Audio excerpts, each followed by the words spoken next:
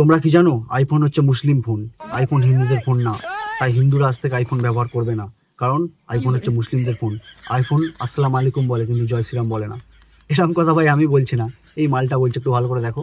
ये आईफोन है, इसमें सलाम वालेकुम का ये जवाब देती है, लेकिन जैसा हमने देखा कि भगवान के नाम का ये जवाब नहीं देती है।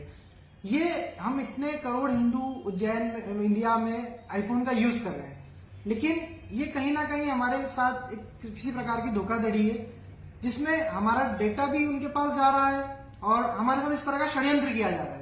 মানে মানুষের মধ্যে আর কতটা ধর্মের বীজ ঢোকানো বাকি আছে? এদিকে তো দাঙ্গা লাগিয়েই যাচ্ছেন হিন্দু মুসলিম করে, একটা আইফোন কেউ ছাড়লেন না।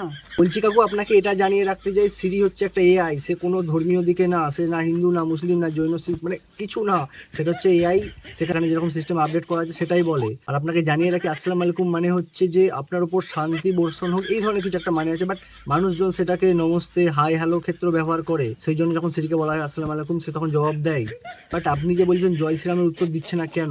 জয় শ্রীরামটা কোনো হাই হ্যালো বা এই ধরনের কিছু না, এটা একটা ধর্মীয় স্লোগান। যেমন আপনি আইফোনকে কখনো যদি বলেন যে আল্লাহু আকবর, সে কিন্তু উত্তর দেবে না, কারণ সেটা একটা ধর্মীয় স্লোগান। সেরকম জয় শ্রীরাম হচ্ছে একটা ধর্মীয় স্লোগান। বাট আসসালামু আলাইকুম মানে অনেক ক্ষেত্রে বলা হয় হাই হ্যালো, এই ধরনের হিসাবে এআই আপডেট করা আছে যে আসসালামু আলাইকুম বললে ওই আলাইকুম আসসালাম এরকম কিছু বলতে হয়।